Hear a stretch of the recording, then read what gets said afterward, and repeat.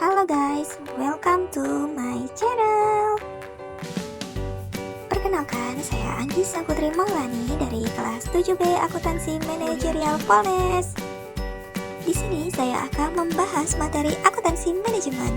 Untuk itu tetap ikutin terus ya, dan jangan lupa subscribe. Topik kali ini yang kita bahas adalah kalkulasi biaya berdasarkan aktivitas. Dari pertama adalah biaya per unit. Biaya per unit ini adalah total biaya yang berkaitan dengan unit yang diproduksi dibagi dengan jumlah unit yang diproduksi. Contohnya, jika ada perusahaan konstruksi ingin membangun rumah 100 unit dengan ukuran dan kualitas yang sama dan total biaya yang dikeluarkan sebesar 6 miliar, maka biaya per unitnya sebesar 6 miliar dibagi dengan 100 unit, maka akan didapatkan total biaya per unitnya ini sebesar 60 juta. Selanjutnya ada informasi biaya per unit. Untuk menghasilkan informasi biaya per unit dibutuhkan definisi dari biaya produk, pengukuran produk, dan pembebanan produk. Selanjutnya ada pentingnya biaya per unit bagi perusahaan manufaktur. Biaya per unit penting untuk penilaian persediaan, penentuan laba, dan pengambilan sejumlah keputusan penting seperti pengajuan penawaran, keputusan mengenai perancangan dan pengenalan produk baru, serta keputusan menerima pesanan khusus atau keputusan investasi. Selanjutnya ada pentingnya biaya per unit bagi perusahaan jasa. Perusahaan jasa juga memerlukan informasi biaya per unit untuk mengidentifikasi nilai dari unit jasa yang akan dihasilkan atau dijual. Selanjutnya ada kalkulasi biaya, cara mengukur biaya.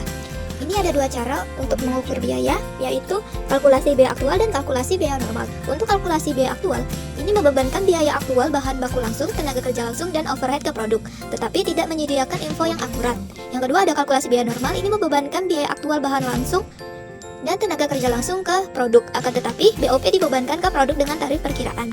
Selanjutnya ada materi kalkulasi biaya produk tradisional.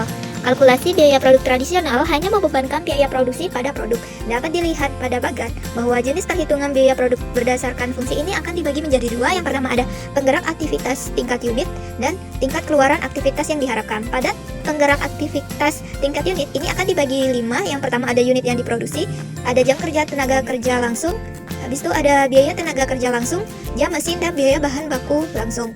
Untuk tingkat keluaran aktivitas yang diharapkan ini dibagi lagi menjadi dua, ada yang utama dan lainnya. Yang utama ini ada tingkat aktivitas yang diharapkan atau expected activity level dan tingkat aktivitas normal atau normal activity level. Untuk lainnya tingkat aktivitas teoritis atau theoretical activity level dan tingkat aktivitas praktik atau practical activity level. Selanjutnya ada tarif pabrik menyeluruh. Dapat dilihat dari bagan bahwa pertama-tama biaya overhead akan dilakukan pembebanan biaya dengan cara penelusuran langsung. Kemudian setelah dilakukan pembebanan biaya, ada namanya tahap pembentukan kesatuan biaya, di mana pembebanan biaya ini akan dikumpulkan dan diakumulasikan ke kesatuan biaya overhead keseluruhan pabrik. Kemudian biaya yang diakumulasi pada kesatuan biaya overhead secara keseluruhan ini akan dihitung tarif pabrik menyeluruhnya dengan menggunakan penggerak tingkat unit, atau yang biasanya digunakan ini ada jam tenaga kerja langsung. Setelah itu akan dilakukan pada tahap kedua, yaitu biaya yang dibebankan ini ke produk dengan cara mengalihkan tarif dengan total jam tenaga kerja langsung yang aktual yang digunakan di setiap produk. Rumus BOP berdasarkan tarif keseluruhan. Sini ada 4 rumus. Yang pertama ada tarif BOP sama dengan BOP yang dianggarkan dibagi dengan aktivitas yang diharapkan. Kedua ada BOP yang dibebankan, ini sama dengan tarif BOP dikali aktivitas aktual. Yang ketiga ada variansi overhead sama dengan BOP yang dibebankan dikurang BOP yang dianggarkan. Dan yang terakhir ada biaya per unit sama dengan biaya utama ditambah biaya persatuan ukuran dibagi dengan unit yang diproduksi. Nah, jika overhead aktual ini lebih besar daripada overhead yang dibebankan, maka disebut sebagai underlapped overhead. Maka ini akan menambah jumlah pokok penjualan pada saat akhir tahun. Namun jika overhead aktual ini lebih kecil dari overhead yang dibebankan, maka akan dinamakan ini overlapped overhead, yang mana ini akan mengurang harga pokok penjualan pada saat akhir tahun. Selanjutnya kita masuk ke contoh, yang mana pada contoh pada PT Doraemon memproduksi 2 jenis traktor, yaitu manual dan otomatis. Pada tahun-tahun terakhir ini PT Doraemon melaporkan datanya sebagai berikut. Yang pertama ada overhead yang dianggarkan sebesar $850.000. Yang kedua ada aktivitas yang diharapkan dalam satuan jam TKL sebesar $250.000. Yang ketiga ada aktivitas aktual jam dalam satuan jam TKL juga, ini sebesar $230.000. Dan yang terakhir ada overhead aktual ini sebesar $820.000. Nah, di sini juga ada keterangan tambahan untuk misalnya otomatis dan manual. Yang pertama ada unit yang diproduksi, ini yang otomatis sebesar $100.000 dan yang manual sebesar $160.000. Untuk biaya utamanya yang otomatis ini sebesar $1 juta dan yang manual ini sebesar $2 juta. Untuk jam tenaga kerja langsungnya otomatis sebesar $50 dan manual ini sebesar 120.000 dolar. Nah, yang dimintanya ini pertama ada hitung tarif BOP, yang kedua ada tarif BOP yang dibebankan, dan yang ketiga ada selisih BOP atau di sini dalam underlap atau overlap plate, dan yang terakhir ada hitung biaya per unit untuk tiap unit mesin traktor. Nah, ini ada jawaban dari contoh soal tadi, yaitu pertama yang kita cari ada tarif BOP, di mana tarif BOP ini sama dengan BOP yang dianggarkan dibagi aktivitas yang diharapkan, di mana tarif BOP-nya tadi sebesar 850.000 dan aktivitas yang diharapkan sebesar 250.000 dolar. Maka dapat dihasilkan adalah 3,4 dolar. Yang untuk yang kedua ada BOP yang dibebankan, ini sama dengan tarif BOP dikali aktivitas aktual, itu sebesar 3,4 dikali 230.000, maka dihasilkan 782.000 dolar. Untuk yang ketiga ada selisih BOP sama dengan BOP yang dibebankan dikurang BOP aktual, itu sama dengan 782.000 dikurang 820.000, yaitu sebesar 38.000 dolar. Maka ini akan disebut underlap plate atau kurang dibebankan. Dan yang terakhir ada biaya per unitnya. Maka dapat diketahui biaya utamanya ini kan tadi sebesar 1 juta dan manualnya 2 juta, maka biaya produksi dalam JKL ini sama dengan 3,4 dikali 50.000, itu sebesar 170.000 untuk yang otomatis, dan yang untuk manual 3,4 dikali 120.000, maka dihasilkan 408. Maka untuk total biaya produksinya sebesar 1.170.000 US dollar untuk yang otomatis, dan manualnya sebesar 2.408.000 US dollar. Dan untuk biaya per unitnya ini sebesar 11,70, dan untuk yang manual sebesar 15,05. Selanjutnya ada tarif departemental. Dapat dilihat dari bagan, pertama-tama dimulai dari biaya overhead ini dialokasikan ke pembebanan biaya dengan cara penelusuran langsung. Kemudian pada tahap 1 ada pembentukan kesatuan biaya, yang dimana pembebanan biaya tadi akan dipecah menjadi dua. Pertama ada di kesatuan biaya departemen A, dan yang kedua ada kesatuan biaya departemen B. Kemudian akan dilakukan akumulasi dengan penggerak tingkat unit, yaitu masing-masing akan dilakukan pembebanan biaya. Kemudian pada tahap 2 akan biayanya akan dibebankan ke produknya. Ada rumus BOP berdasarkan tarif departemental.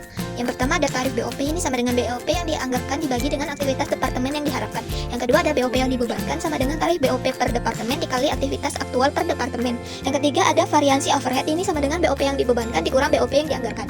Dan yang terakhir ada biaya per unit, ini sama dengan biaya utama ditambah biaya per departemen dibagi dengan unit produksi. Selanjutnya kita masuk ke contoh, dimana pada contoh pada PT Doraemon memproduksi dua jenis traktor, yaitu manual dan otomatis. Pada tahun-tahun terakhir ini PT Doraemon melaporkan datanya sebagai berikut.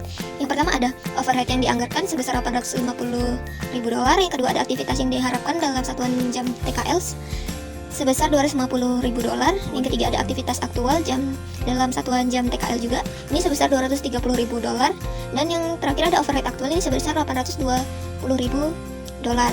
Nah, di sini juga ada keterangan tambahan untuk misalnya otomatis dan manual. Yang pertama ada unit yang diproduksi, ini yang otomatis sebesar 100.000 dolar dan yang manual sebesar 160.000 dolar. Untuk biaya utamanya yang otomatis ini sebesar 1 juta dolar dan yang manual ini sebesar 2 juta dolar. Untuk jam tenaga kerja langsungnya otomatis sebesar 50 dolar dan manual ini sebesar 120.000 dolar. Nah, yang dimintanya ini pertama ada hitung tarif BOP, yang kedua ada tarif BOP yang dibebankan, dan yang ketiga ada selisih BOP atau di sini dalam underlap atau overlap plate, dan yang terakhir ada hitung biaya per unit untuk tiap unit mesin traktor. Untuk jawabannya mari kita bahas. Yang pertama ada tarif departemental, ini sama dengan BOP yang dianggarkan dibagi dengan aktivitas departemen yang diharapkan. Untuk aplikasi jam mesinnya ini sama dengan 680.000 dibagi 90.000, maka dihasilkan 7,55 dolar. Dan untuk perakitan jam PKL-nya sebesar 340.000 dibagi 160.000, maka dihasilkan 2,125 dolar. Yang kedua untuk overhead yang dibebankan oleh departemen untuk pabrikasi ini sama dengan 7,55 dikali 90.000 sama dengan 679.500 dolar. Dan untuk perakitan sama dengan 2,125 dikali 160.000 dolar, maka dihasilkan 340.000 dolar. Nah, yang ketiga ada overhead yang dibebankan oleh produk yang otomatis sama dengan 7,55 dikali 30.000 ditambah 2,125 dikali 30.000, maka dihasilkan 290.250 dolar. Dan untuk yang manualnya 7,55 dikali 60.000 dolar ditambah 2,125 dikali 130.000, maka dihasilkan 729.850 dolar. Yang terakhir ada biaya per unit, sama dengan biaya utama ditambah biaya per departemen dibagi unit yang diproduksi. Untuk yang otomatis sama dengan 1 juta dolar ditambah 290.250 dibagi dengan 100.000, maka dihasilkan 12,90 dolar. Dan untuk yang manualnya 2 juta dolar ditambah 729.850 dolar dibagi dengan 160.000, maka dihasilkan 17,06 dolar. Materi selanjutnya ada kalkulasi biaya pesanan. Yang pertama ada konsep metode harga pokok pesanan. Nah, dalam metode ini biaya-biaya produksi dikumpulkan untuk pesanan tertentu dan harga pokok produksi per satuan dihitung dengan cara membagi total biaya produksi untuk pesanan tersebut dengan jumlah satuan produk dalam pesanan yang bersangkutan. Di sini terdapat karakteristik biaya pesanan. Yang pertama ada sifat produksi yang terputus-putus tergantung pada pesanan yang diterima. Yang kedua ada biaya produk tergantung dari spesifikasi pemesan. Yang ketiga ada pengumpulan biaya produksi dilakukan pada kartu biaya pesanan yang memuat rincian untuk masing-masing pesanan. Yang keempat ada total biaya produksi dikalkulasi setelah pesanan selesai. Yang kelima ada biaya produksi per unit dihitung dengan membagi total biaya produksi dengan total unit yang dipesan. Yang keenam ada akumulasi biaya umumnya menggunakan biaya normal. Dan yang terakhir ada produk yang sudah selesai langsung diserahkan pada pemesan. Selanjutnya ada dokumen yang dibutuhkan dalam kalkulasi biaya pesanan. Yang pertama ada kartu biaya pesanan. Ini adalah dokumen dasar dalam penentuan biaya pesanan yang mengakumulasi biaya-biaya untuk setiap pemesanan. File kartu ini biasa biaya pesanan yang belum diselesai dapat berfungsi sebagai buku besar tambahan untuk persediaan dalam proses. Yang kedua ada kartu harga pokok. Ini digunakan untuk mengumpulkan biaya produksi tiap pesanan dan juga merupakan rekening atau buku pembantu bagi rekening kontrol barang dalam proses. Selanjutnya ada syarat penggunaan metode harga pokok. Yang pertama ada masing-masing pesanan, pekerjaan atau produk dapat dipisahkan identitasnya secara jelas dan perlu dilakukan penentuan harga pokok pesanan secara individu. Yang kedua ada biaya produksi harus dipisahkan ke dalam dua golongan. Yang pertama ada biaya langsung yaitu biaya bahan baku dan biaya tenaga kerja langsung, dan biaya tak langsung ini selain yang kedua tadi. Yang ketiga ada biaya bahan baku dan biaya tenaga kerja langsung. Ini dibebankan atau diperhitungkan secara langsung terhadap pesanan yang bersangkutan. Sedangkan BOP yang dibebankan kepada pesanan atas dasar tarif yang ditentukan di buka. Yang keempat ada harga pokok setiap pesanan ditentukan pada saat pesanan selesai. Dan yang terakhir harga pokok persatuan produk dihitung dengan cara membagi jumlah biaya produksi yang dibebankan pada pesanan tertentu dengan jumlah satuan produk dalam pesanan yang bersangkutan. Selanjutnya ada pengumpulan biaya produksi dalam metode harga pokok pesanan. Yang pertama ada pencatatan biaya bahan baku. Pertama ada prosedur pencatatan pembelian bahan baku. Maka di jurnal persediaan bahan baku di debit dan kreditnya ada utang dagang atau kas. Yang kedua ada prosedur pencatatan pemakaian bahan baku dengan metode perpetual. Dalam setiap pemakaian bahan baku harus diketahui pesanan mana yang memerlukannya. Maka akan dijurnal pada barang dalam proses biaya bahan baku pada persediaan bahan baku.